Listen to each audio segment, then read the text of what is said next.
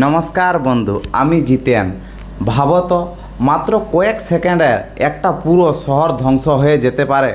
শুনতে সিনেমার গল্পর মতো মনে হলে এটাই বাস্তবে ঘটেছিল। 1945 সালে 6ই আগস্ট জাপানের হিরোশিমার শহরে এমন এক বিস্ফোরণ ঘটেছিল যার আলো সূর্যের থেকে উজ্জ্বল বলে মনে হয়েছিল। কিন্তু প্রশ্ন হইল, এমন ভয়ঙ্কর শক্তি মানুষ পেল কোথা থেকে? একটা ছোট বোমার ভেতরে এত শক্তি লুকিয়ে থাকে কিভাবে? আজকের ভিডিওতে আমরা জানব পারমাণবিক বোমার পেছনের বিজ্ঞানের ইতিহাস এবং কেন এটি পৃথিবীর সবচাইতে শক্তিশালী এবং ভয়ঙ্কর অস্ত্র হিসেবে পরিচিত। তাহলে চলুন শুরু করা যাক। প্রথমে একটা মজার তথ্য জানুন। আপনার শরীরে, আমার শরীরে, এই মোবাইলে, এই পৃথিবী সব কিছুই তৈরি হয়েছে ক্ষুদ্র ক্ষুদ্র পরমাণু দিয়ে। এত ছোট যে খালি চোখে দেখা তো দূরের কথা, শক্তিশালী মাইক্রোস্কোপ সহজে দেখা যায় না। কিন্তু এই ক্ষুদ্র পরমাণুর ভেতরেই লুকিয়ে আছে অবিশ্বাস্য শক্তি। বিজ্ঞানীরা বহু বছর ধরে এই রহস্য বোঝার চেষ্টা করেছিল। তারপর একদিন তারা আবিষ্কার করলেন কিছু বিশেষ ধরনের পরমাণু ভেঙে গেল, প্রচণ্ড পরিমাণ শক্তি বেরিয়ে আসে এবং সেখান থেকেই শুরু হয় এক নতুন যুগ। 1938 সালে বিজ্ঞানীরা প্রথম বুঝতে পারেন যে পরমাণু ভাঙা সম্ভব। এই খবর ছড়িয়ে পড়তেই বিশ্বের বড় বড় দেশগুলি চমকে যায়, কারণ তারা বুঝতে পেরেছিল যদি এই শক্তিকে নিয়ন্ত্রণ করা যায় তাহলে পৃথিবীর ইতিহাস বদলে যেতে পারে। ঠিক তখনই চলছিল দ্বিতীয় বিশ্বযুদ্ধ। যুদ্ধের উত্তেজনা আরও প্রতিযোগিতার মধ্যে শুরু হয়ে গোপন গবেষণা।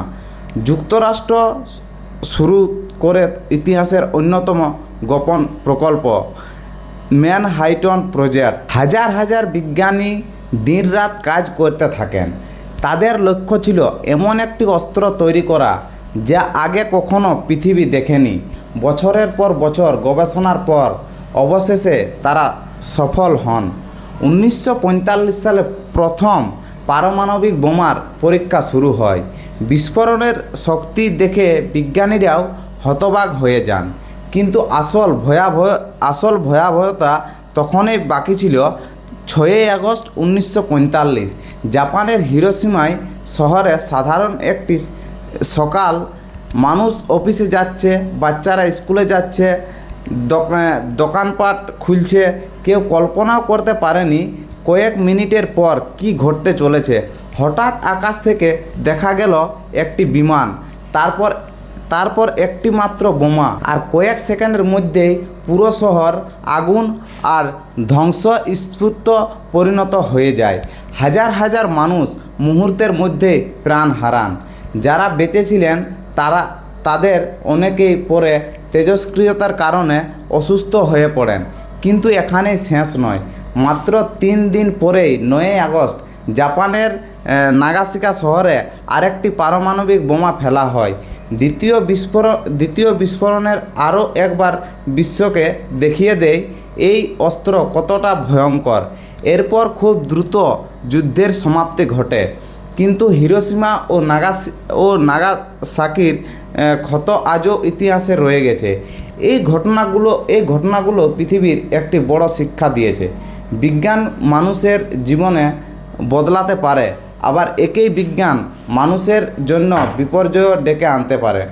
আজ পারমাণবিক শক্তি শুধু অস্ত্র নয়, বিদ্যুৎ উৎপাদন, চিকিৎসা এবং গবেষণার কাজেও ব্যবহার করা হয়। তবে পারমাণবিক বোমার নাম শুনলেই মানুষ এখনও হিরোশিমা আর নাগাসাকির সেই ভয়ঙ্কর দিনের কথা মনে করে, কারণ পৃথিবী আজও ভুলতে পারেনি একটি বোমা কতটা ধ্বংস ডেকে আনতে পারে। আপনার কি মনে হয় পারমাণবিক শক্তির ব্যবহার শুধুমাত্র শান্তিপূর্ণ কাজে সীমাবদ্ধ থাকা উচিত? কমেন্টে আপনার মতামত জানাতে ভুলবেন না। আর ভিডিওটা ভালো লাগলে লাইক করবেন, বন্ধুদের সাথে শেয়ার করুন এবং আরও ইতিহাস ভিত্তিক ভিডিও দেখতে চ্যানেলটিকে সাবস্ক্রাইব করে রাখুন। ধন্যবাদ, দেখা হচ্ছে পরের ভিডিওতে।